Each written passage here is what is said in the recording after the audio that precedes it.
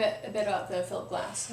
It's a great work. It's great work. Amazing. It's the piece that when we tour with it, people are always shocked at how much they love it.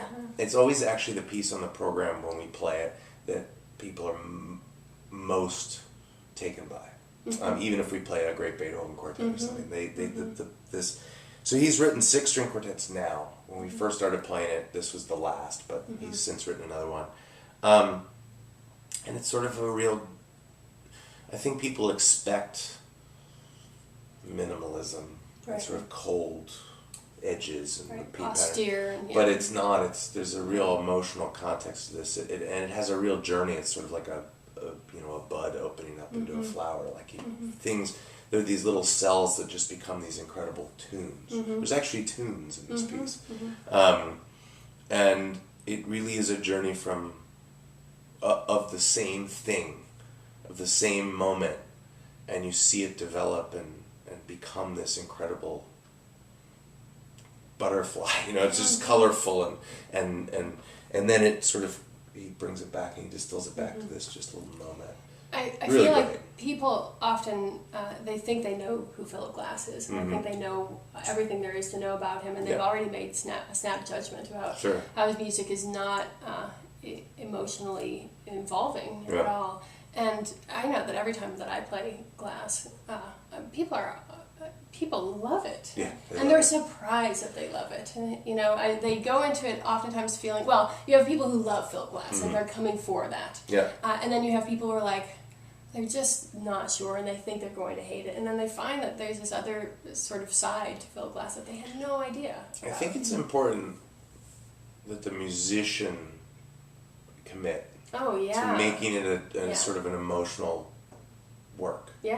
Because it's really, I've heard performances of this very quartet that I came away feeling sort of left cold. But I think that if the performer is really committed to sort of diving into it makes a big difference. There's a great story, sorry. I just have to interject this because I think it's funny. It sort of goes right along, sort of parallels with that idea of coldness and minimalism. I actually know Philip Glass's son, and they live in this brownstone in New York, and he writes his music on the 3rd floor, and they live on the 2nd and 1st floors.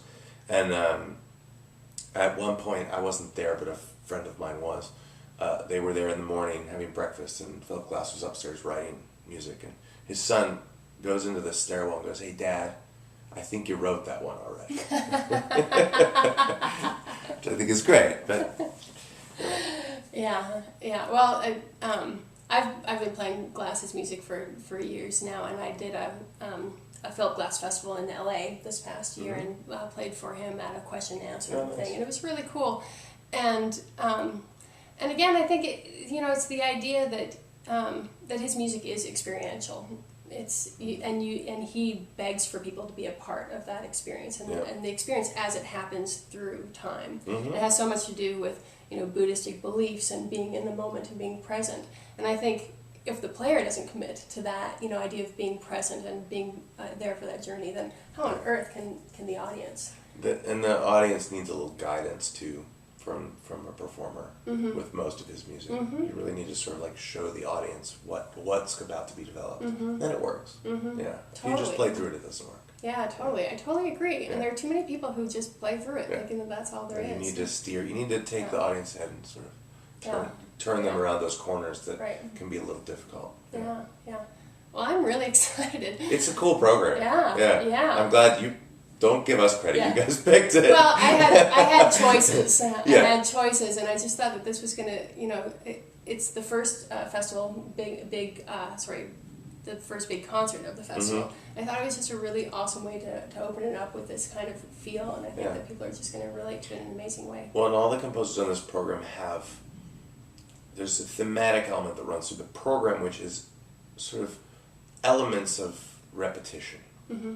Kevin is big into repetition. He almost subscribes to a minimalist ideal, but also has a real sort of the narrative directs his lines, and the Torquay is the same way. So I kind of like that. They're completely different from one another, but there will be sort of at least some sort of thematic element through the program that makes That'll be awesome. Yeah, it'll be fun. Wait. Yeah. Thanks for meeting with me. Of course, you're welcome. Yeah.